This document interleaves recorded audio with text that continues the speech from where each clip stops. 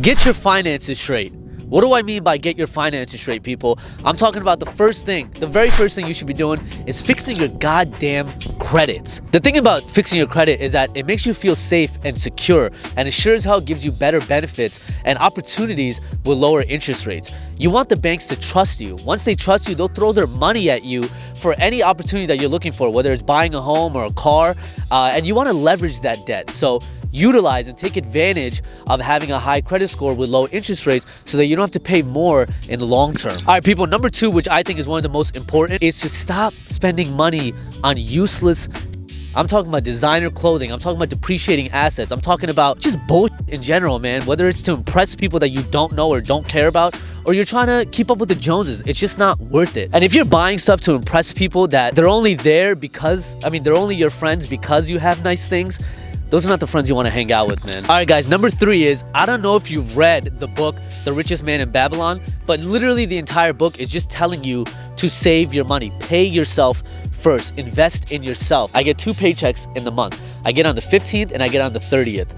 I always try to put at least $500 into my savings immediately. Sometimes I try to squeeze it to get $1,000. Now, what's the reason for me saving all this money? Well, that's something you got to figure out for yourself. Have a deadline and have a goal. What's your goal as to why you're saving money? Now, the good thing about trying to put away as much money as you can is that not only are you building up your savings for this goal that you have in the future that you want to accomplish, but also it actually forces you to get creative about how you're spending money on groceries, or how are you spending money to spend time with friends. You'll realize that you don't always have to drink or do drugs just to have a good time with friends, man. Sometimes it could just be a picnic or just hanging out at your house and not having to spend a dime to have a good time. And also, it actually motivates you. Me having less money in my checking account because I keep squeezing myself to put more money in my savings is forcing me to have to pick up side hustles and different ways, unique ways to try to make some money. All right, number 4 is something that I actually realized really, really late, is stop buying depreciating liabilities, people. If you guys ever read Rich Dad, Poor Dad by Robert Kiyosaki, it teaches you what's an asset and what's a liability.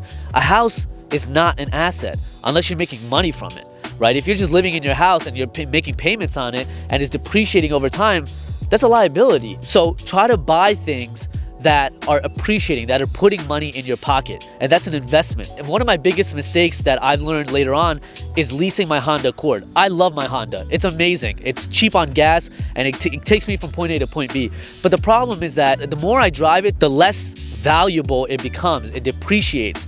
And I realized that, as soon as I give away this Honda, I want to just buy just a 2008 Honda Civic or something I could just literally pay out in cash so that I never have to worry about another monthly payment going to a car. I just own it outright, and the only thing I would have to pay is my insurance premium. How great would it be if you literally own a car and the only thing you have to pay for it is your insurance premium of like $70? I want to keep buying appreciating assets like houses so that tenants pay me to pay off that house, my equity goes up, my wealth goes up, and I get tax advantages and credits, and I want to be the bank for once. I don't want to be the borrower. I want to be the lender. I want to be the bank. Number 6, your gateway to financial freedom is to build your passive income. If you want to live a happy life where you could do what you actually want to do, your gateway to do that is to focus in your 20s and your 30s to build your passive income.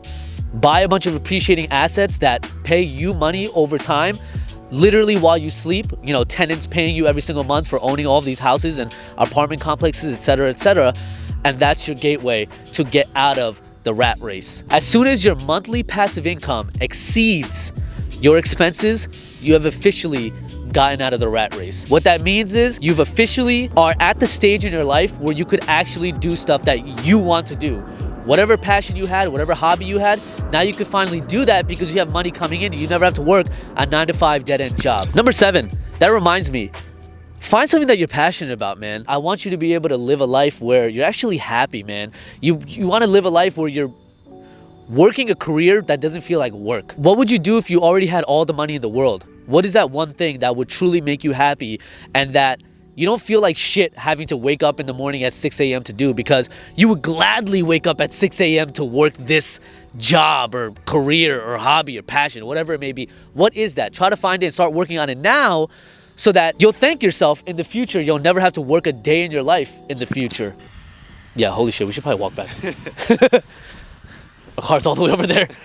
Look, you might be young right now, so it's not hitting you yet. The worst thing is being 55 years old and you still gotta work and you still gotta put in overtime at your job because the benefits are shit, or because you haven't saved enough money, or because you keep trying to keep up with the Joneses and now you're still in debt. So you gotta work overtime and work double shifts at 55. Dude, 55 is not the age for you to be working. 55 is the age that you get to spend time with your kids and vacation and fucking retire. That's what 55 is. And I guess the last point is to just invest in yourself. I put money away, I spend money on bills, and I invest in myself. I try to spend money on like real estate seminars or kickboxing because I want to learn how to, have self-defense. I want to spend money on books, something I could read. I want to spend money on YouTube or like camera equipment for my YouTube and podcasting, stuff that's going to make me money in the future. Try to get into that right mindset, and I really want to help you guys out with that. I know this topic is so random, but it's really important to me, and because I want you guys to follow your passion and be able to do the things that you love to do, and the way to do that is to control money and not let it control you. I hope you guys enjoyed this video of me just walking around the lake and trying to teach you guys these things. And look, if you enjoyed this video, make sure to hit the like button. If you found it valuable or enjoyable, share it with a friend. Watch this video multiple times if you forget the material. And show me some love, man. Follow me on Instagram at Akhil Nova. And I'll see you guys soon.